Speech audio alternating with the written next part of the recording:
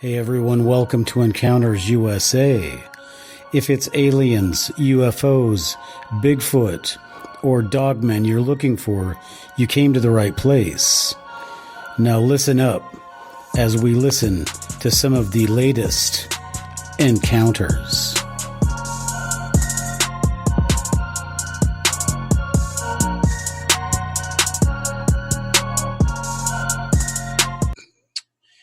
Hello, everybody. Welcome to Encounters USA. I'm your host, author Matthew Hines. If you're watching on YouTube, you might notice our amazing background behind us. It's just a experiment. I'm going to see how it goes. If people like it, then I'll keep it. And if people don't like it, I will not use it. But notice my awesome logo that was done by Vidoni. She is a great graphic artist, and I just wanted to say thanks for such a fine logo. So let's talk about what we're going to be doing today. Today we are going to be talking about the David Paulides movies, the 411 Missing Hunter movie in particular. Now, I've never done a podcast about the first David Paulides movie because, quite frankly, I wasn't that impressed with it, and it kind of missed the point of what David Paulides is doing with his 411 books. The Missing Hunter movie was much, much better. I think everybody is in agreement on that. And so today we're going to be talking about it. Now, before we get too far into the David Paulides 411 movie, I just want to encourage you, if you like this kind of thing, if this is your bag baby, then go ahead and hit that subscribe button and ring that bell. If you like aliens, dogman, and Bigfoot, then this is the place for you. We have podcast, YouTube videos, and I am getting ready tonight. I have to pack up my stuff because tomorrow I'm going out on another field expedition with the UFO I-Team. We're going up to Mount Baker in Washington State, and we are going to do some sky watching at the actual Mount Baker Lake. So go ahead and check that out on Google Earth. It's going to be a really good time, and I'm going to get some time to check out my sail rig on my Sea Eagle paddle ski. All right. Now, see, the UFO Encounters USA business is not all business. Sometimes you can have a little fun too. So, all right, let's move over to business. The business of today is David Paulides. David Paulides 411 movies, and I just want to make a few editorial comments before we get started. The first thing that I want to talk about, and I want to emphasize to you, is that in the world, according to natural law, people don't just disappear with no trace. I mean, there has to be something left behind. If they're killed, if they ran off, whatever, they have to be somewhere. So what we're talking about today, if you are unfamiliar with the David Paulides 411 movies, books, this is about people who disappear completely, and they usually do it in the national parks. In this case, we're talking about we'll be talking about places other than national parks, but these are going to be some bizarre cases nonetheless. And I want to also make a couple points here before we get started into this, is that when David Paulides does his thing, when he goes out and does his speaking engagements, never before has he ever mentioned any possibility of what this could possibly be. And almost to the point of ridiculing sometimes people who ask about, well, what do you think if it's Bigfoot, or do you think UFOs are involved?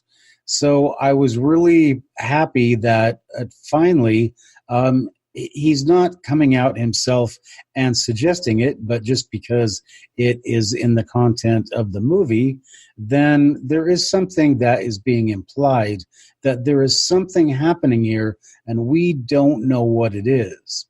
Now, what do these things have in common? We're going to be talking about Bigfoot. We're going to talk about missing people. We're going to be talking about a little bit, we're going to talk about aliens and a possible connection, which is what the Encounters USA idea is all about. It's about the connections between aliens, Bigfoot, and possibly even Dogman. So that's what we're going to be talking about today. And I just want to point out that this is the first time that we have seen a reaching out, almost a team based on legitimate search and rescue people, legitimate police, former police officers, active police officers, people that were involved in these searches, and they're all shaking their heads going, I have no idea. I don't know what it is. And nobody seems to have any problem with the fact that what is going to be suggested throughout or when the end of this movie concludes, I guess. So the thing that we have to really look at the most, though, as we're talking about this, is we have to look at the fact that all of these things, aliens, Bigfoot, Dogman, are all things that our government says does not and do not exist. So they basically leave people out there to be abducted by Bigfoot or aliens, or to have these encounters, or to have them creeping around their backyard, and then be told that it's not what you think it is, and if you say anything more than that, you're going to be crazy. And I just want to throw in here that the government, according to people that I've heard on these podcasts with law enforcement and other national park officials, whatever, that they have a code. It's brown. There's brown dog, I think, for a Dogman, and the code for a Bigfoot is brown bear. So the Park Service and these police services and agencies obviously have some kind of understanding of what these things are, because they've got a code name for them. Code blue in the movies, or we've got a code 1013 on aisle 40 in the shopping store or whatever. So that is my point, is that the government, if you're wondering what the point is, the government knows about these things, they have names for them, and they still are making us look like idiots, or thinking that we're idiots for talking about it. And if you want to look a little bit more into that, we talked about that with an ex-police officer, Rich Germeau, and when we talked about the politics of Bigfoot. So that's why I really appreciate, in the end, what David Paulides has done this with his work with this, because he's brought these people from all these different police agencies together to say, yeah, these things happened and we don't know exactly what went on. All right, so we're going to do this like this.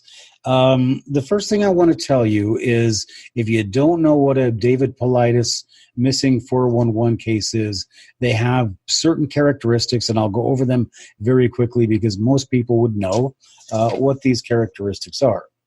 The first one is that these things happen in clusters in certain areas, and these tend to be in national parks on the east and west coast. They tend to happen around water. They happen to involve a death. If a body is found that is unknown, they don't know what was the cause of death. Oftentimes, these people have disabilities. There is a storm that occurs right when the search starts. Oftentimes, these people are missing clothing, and in particular, they are missing shoes. And the last thing that I'm going to say that Mr. Paulides seems to be saying recently is that a lot of these people happen to have they happen to be of German ancestry. So, very interesting to start out with. And if you don't know anything about the missing 411 phenomenon, then there you go. David Paulides has written 6 books about it, I believe, and they're all available at canammissing.com. So there you go, David, if somebody wants to buy your books. All right, so let's talk about the movie first off. First off, the movie is called Missing Hunters. Missing Hunters 411. So I would think that the movie would be about hunters. But in some cases, it was not about hunters, but it was about people that spend time in the outdoors. So I just want you to be aware of that as we talk about this. These people are not all actually out with a gun hunting and having these encounters. The movie starts off in upstate New York, and I've done a couple of podcasts about the upstate New York and the Hudson River phenomenon and the UFO flap in the 1980s. Now, these things happened a lot more recently, and I want to just point out a couple of things that the dates here are very close together from 2014 to 2015, except in some cases. So if you want to think about the geographic region like the West, which we're going to be talking about after these first 2 cases, that's something that is really interesting.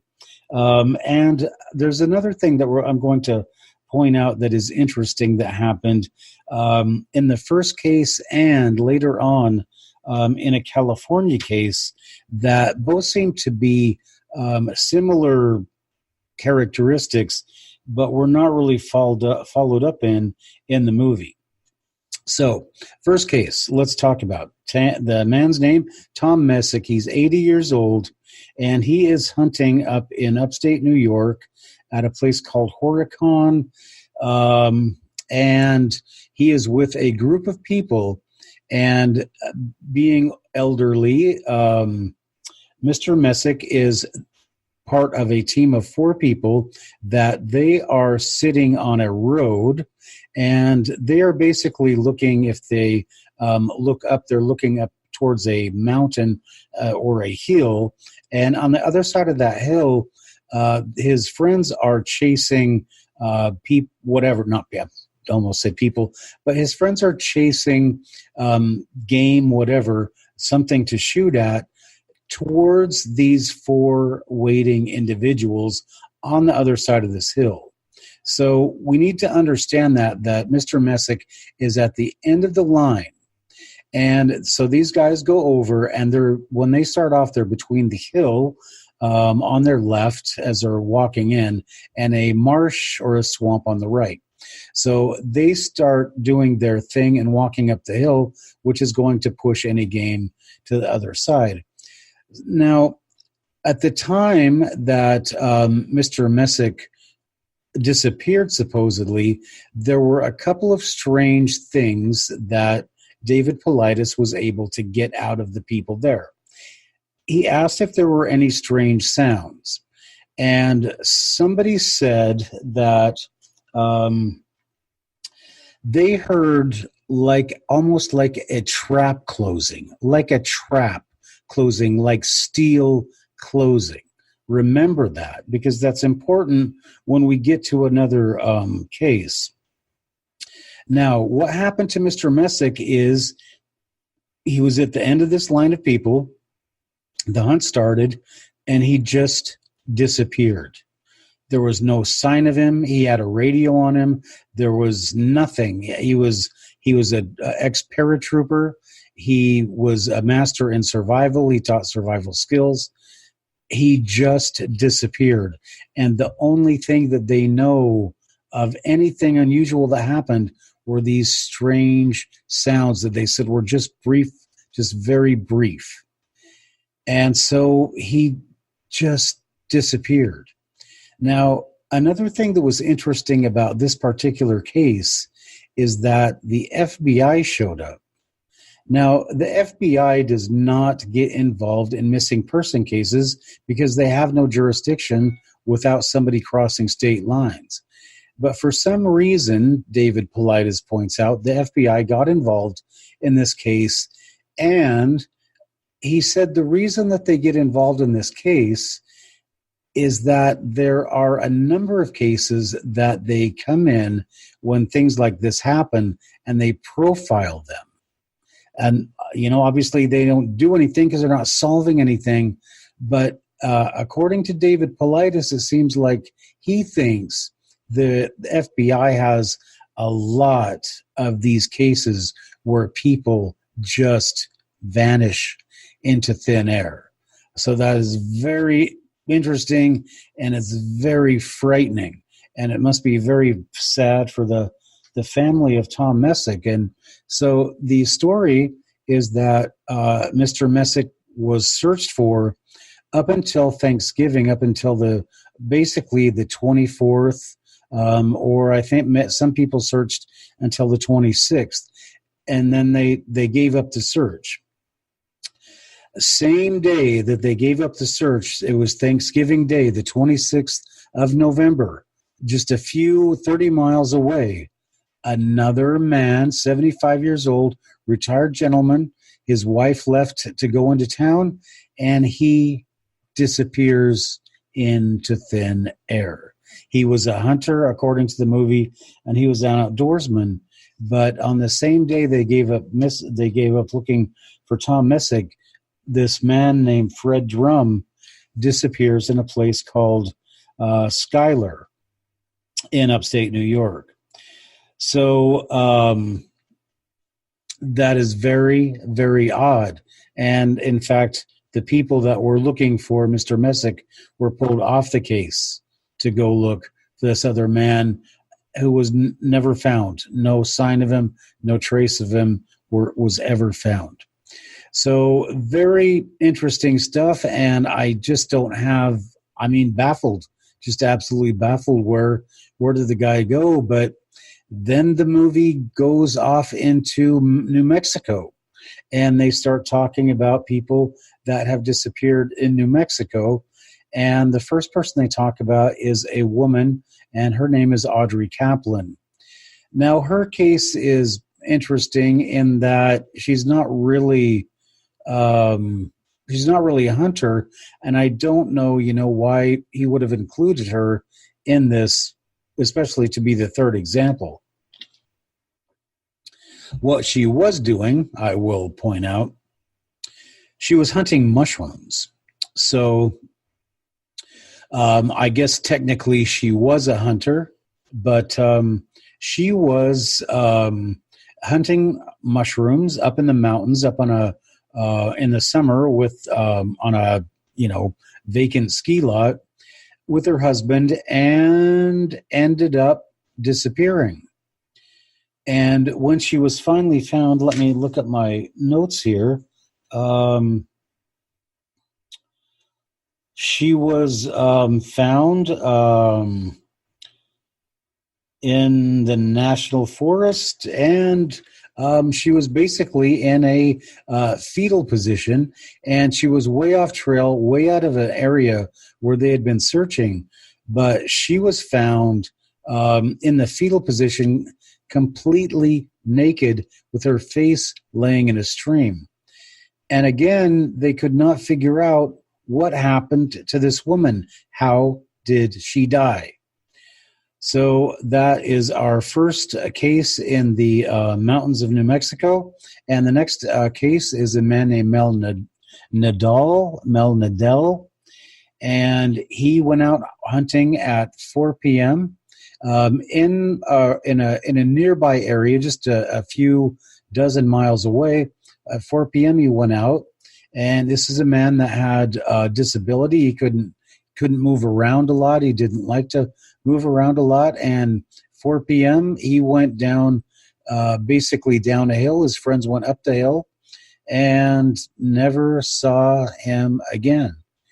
And just nobody, when they're talking to people, nobody can figure out what could have possibly happened to this person, because he just was not that mobile. And it would have been hard for somebody to drive in and give him a ride out or take him out. So again, another interesting development in those mountains. But to add to that, there's also the case of Stanley Vigil, same area.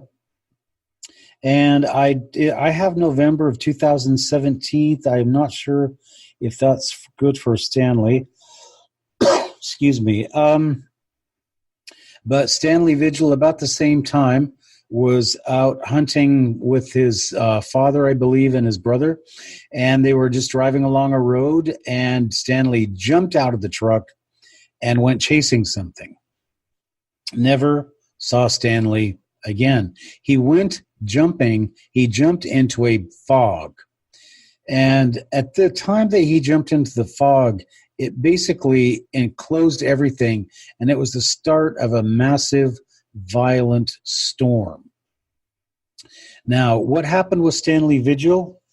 Well, Stanley Vigil was found 5 months later, after completely disappearing. Dogs couldn't find him. Nobody could locate him. And he was located 9 miles away from where he was last seen, or his remains were found in the Pecos River. There was damage to his skull, and again, nobody knows what could have possibly happened to him, because he seemed to have just disappeared right until he showed up. So that leads to our next case.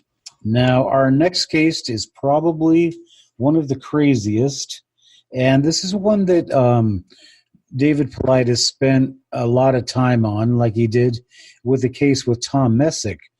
And the reason that he spent such a long time on it probably was because he got to play around out in Montana, and because it's such an odd, unsolvable story. And so we're going to also spend some time looking at this story as well. Remember that in the case of Tom Messick, the first one we talked about, remember that there were two teams on each side of a hill. Now, at some time, you really have to take into account the terrain here. So on the first case, there were hunters on this side of a hill, and there were hunters on this side of a hill, and these hunters were pushing. Actually, these hunters, I guess, were pushing this way. And one of these hunters disappeared. So in the next case we're going to talk about, and this is the case of Aaron Hedges, who disappeared on the Sweetwater in the Crazy Mountains in Montana on September 5th of 2014. Aaron Hedges was, again, a very experienced hunter, and he went with a team back into the Crazy Mountains in order to do some hunting. Now, Aaron was, they packed in, some things happened with a mule, et cetera, et cetera.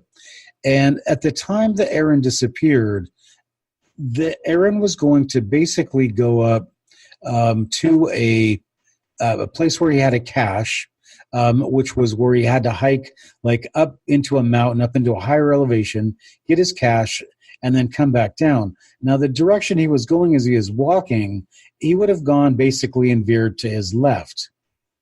But at some point during the day, his hunting buddies, they corresponded with him, and on his GPS that they were using, it showed that his location was not up to the left towards the cache, but his location was actually off to the right, and he was moving down a trail down I don't know what river, I guess it's the Sweetwater River. But he was moving in almost the opposite direction. So the first thing that we have to ask ourselves that they don't ask in the movie is why. This is the first case where people have disappeared, and we can ask something about their behavior. Now, the first thing is that he's not on the route that he's supposed to be on. Now, we don't know if he'd gone up and reached that cache yet. I tend to believe that he had not. But for some reason, he changed his direction and he moved. He started to go to his right, probably would have been east. He was probably moving east at the time, but he was not moving in the direction that he was supposed to be moving. And then that was it. That was the end of Aaron, of anybody's contact with him. So this was on September 5th, and on September 7th, they looked for him for a day, they said, and by September 7th, they found that he was missing, or they declared him missing, and they went to get help. So the search started on September 7th of 2014, and exactly at the time the search started, exactly at the time the teams came in, the snowstorm came in and dropped between, as they said, 18 to 24 inches in 24 hours. So what does that mean? That means that you cannot move, you can't walk, dogs can't move, and it's very dangerous to be in the mountains. So Aaron Hedges disappears and a snowstorm moves in. But that is not the end of it. 2 days after he disappeared, they found his boots. And they found his boots along with the strap from his backpack that goes around your waist, that belt thing. So he's in a snowstorm, and he left his boots, and he left a strap to his backpack. And that's the last anybody saw of him. Until 5 months later, they are down just a few miles away, maybe 5 miles away. Somebody's looking around in the lower elevations, and they find his pack and his bow. And before that, somebody had found a thermos with a cup and a beverage, a drink. Somebody had been sitting there just looking out. Now, was this Aaron Hedges? Who was doing this? And so they find his backpack. They found his boots. And finally, a year after they found his backpack, miles away, they find Aaron Hedges' skull.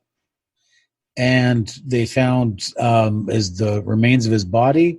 He had no shoes, and as they said, he had no feet.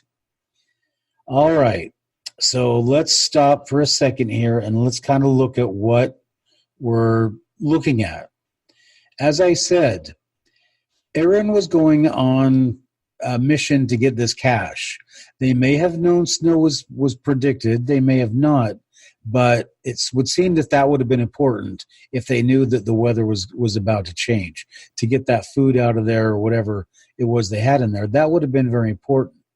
So I don't know if he had gone in and got his cache. If he had not, well, if he had, then it would be understandable that he would be taking the route that he had taken. If he had not, and they don't say this in the movie, then something distracted him. Instead of going for what he was going to do, something distracted him, and he was led out to another location. So the question is, what distracted him? First thing we would think of is, well, he's hunting. he must have found something to hunt.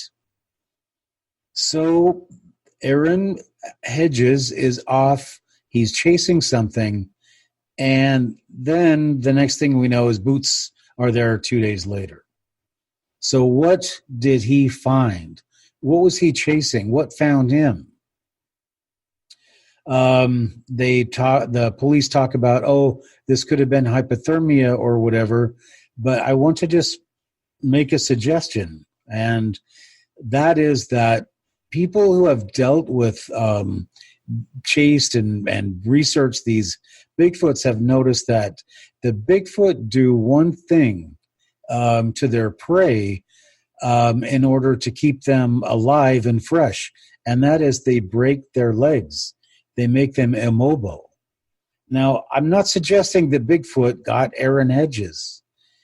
I'm just saying that something happened to Aaron Hedges, that he went chasing something, and that something eventually got him. And when he has a gun, and his backpack is found with a bow, and with a weapon, with a pistol, and food in it, and just a few, basically on somebody's property, just a few dozen yards away from their house. All of these things were left there, and this person, something happened to him. Did he drop his pack and leave his shoes and flip out and do something? Who knows? It's not logical behavior, and had he done that, he probably would have been seen by the searchers. So Aaron Hedges is just a really, really, really bizarre case. And it's such a crazy case because it happened, as they say, in the crazy mountains. All right, so that leaves us basically in the Montana, New Mexico area. And then the next place we go is we go out, of course, to California, which I don't know why we didn't just go out to California, because there's so many cases out there to begin with. But finally, we go out to California. Now, in California, the first place we go to the base of the Sierra Nevada range in Sonora County at a place called Donald Vista. Now, this is a viewpoint where you can pull in with your car and get a beautiful picture of a lake. Also a good place to stop in and abduct people as they get out of the car to take a picture of the lake. So I saw, I understand that it's very suspicious that people do disappear here, but they tend to be blonde women. And I think we're just going to have to look at the creep kind of Biden factor on that one. Or maybe I don't want to get into politics too much here. All right, so people disappear from Donald Vista. Nobody knows where they are.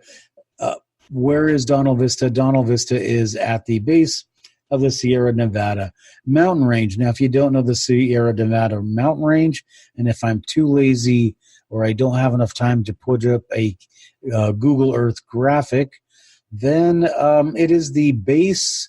Basically, it is the east border of California that starts a little bit north of Los Angeles and goes all the way up through Washington State and California, whatever, Canada, whatever. So big mountain range, very isolated, very desolate, and people go disappearing there.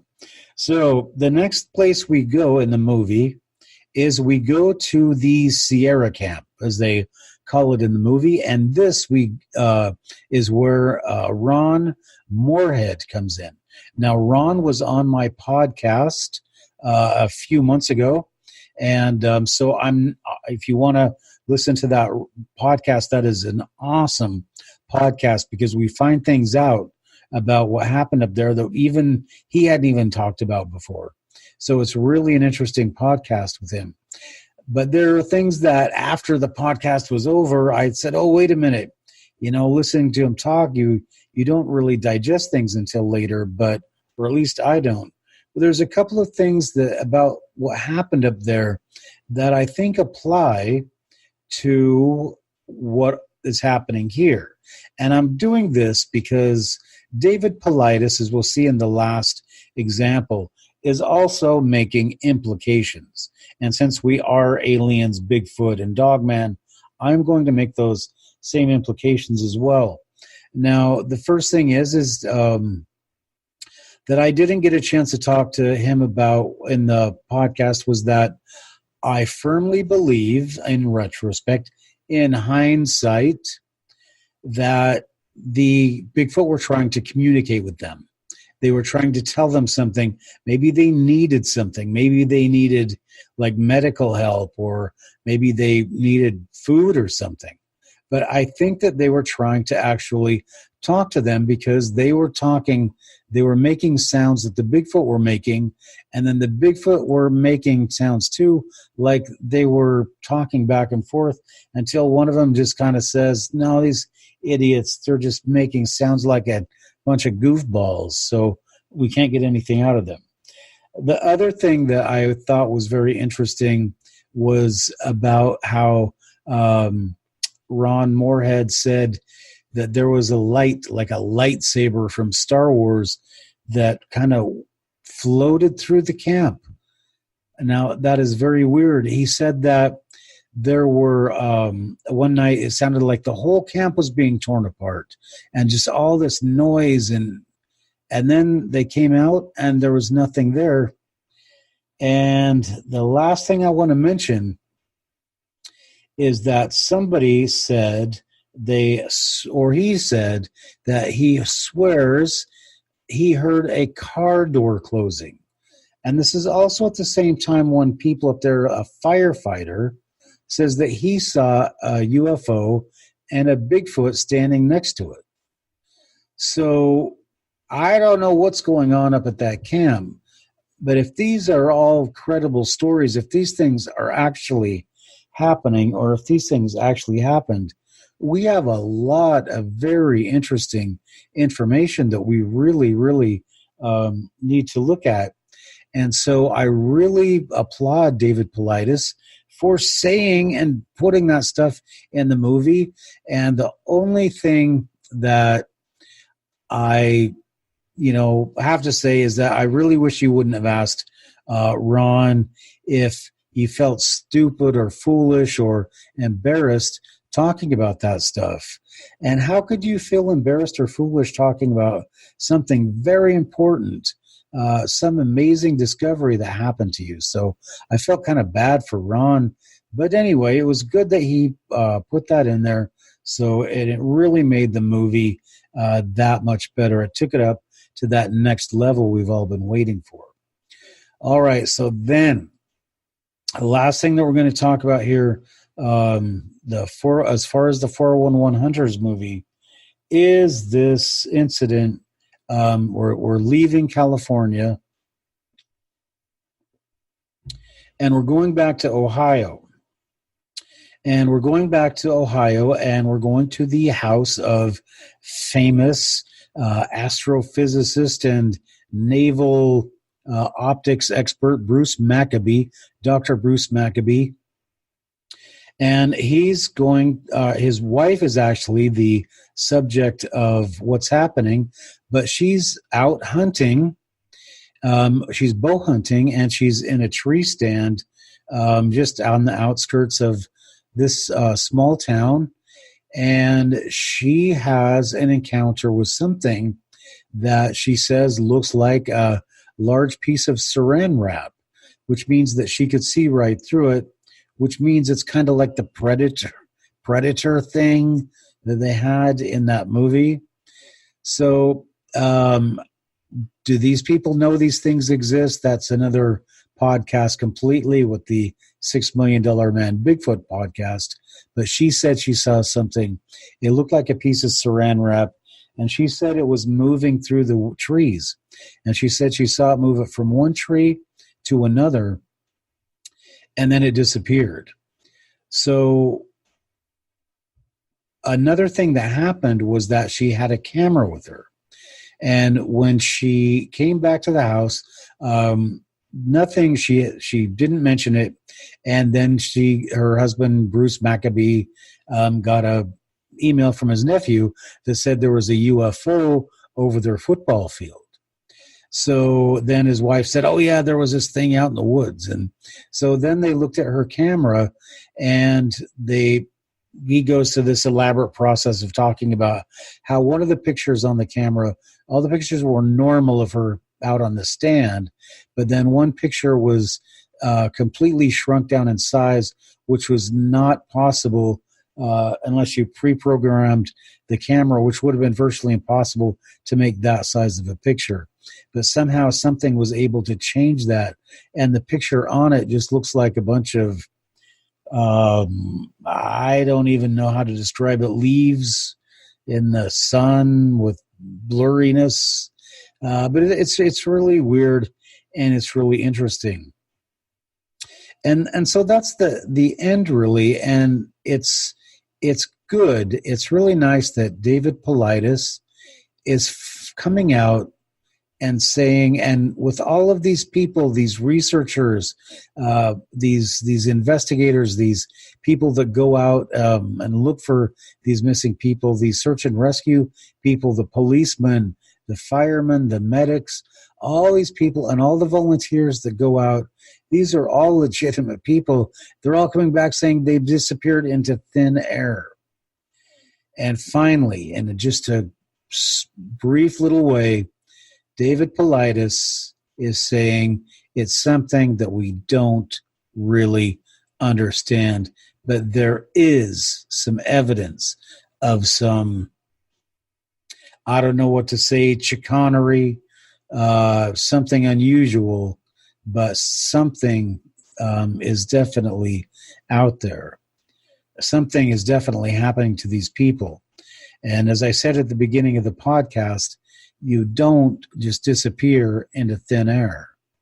And once again, it's a sad note that we live under a government that will not acknowledge these things are exist, and that these things are dangerous, and that these things are doing things to people, and that you have to be careful of them. The government is not saying any of that, and they're just leaving people to basically fend for themselves. So, I think that's the ugly truth about all this. And when they talk about disclosure, et cetera, is that they just don't know. They have no idea. They're just trying to keep their jobs, and they don't want to come out and say, we don't know, because then somebody will come along and say, well, I do know, even though they don't. And, so that's how the system works. That's why politicians don't get behind it, because they don't want to be labeled because of how the media has been manipulated and manipulates us. They don't want to have that stigma of being alien, Bigfoot, or UFO people. So, well, I guess I can say that I don't think that it's right that the government does that, but it's what they do. And this is just a podcast about David Paulides 411. So I don't want to get too political in this. And anyway, I want to tell you something, but you'll have to look at my websites, because as I said, this is not a political podcast. So that is my opinion.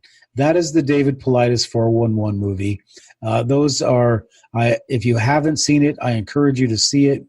If you have seen it, share it with your friends. Go see it again, because as you watch it, there's so much information. You keep getting more and more information. And I mean, these are all whodunits. This is all Sherlock Holmes stuff. How do we solve these mysteries? What happened to these people, and what is happening to these people?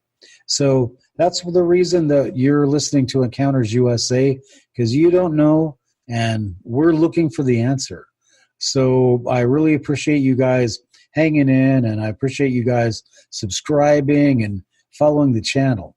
As I told you at the beginning of the podcast, tomorrow I am heading up to Baker Lake to hang out with the UFO I-Team, and we're going to get some great footage, hopefully, of some UFOs over Mount Baker and over Baker Lake and the Cascades.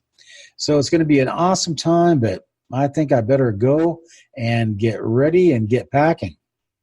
So, for Encounters USA and Matthew Hines, I just want to tell you that the summer's not quite over yet. We still have a couple weeks. So, if you're going to be out in those woods, if you're going to be out in the national parks, always watch your back. Thanks for listening to tonight's show. Please remember, if you've had an encounter, we want to hear about it. Go ahead and email us at encountersusa1@gmail.com or contact us at encountersusa.com, our website, and go to the contact form. All right, everybody. Until next time, be careful out there. And if you're out in the woods, watch your back.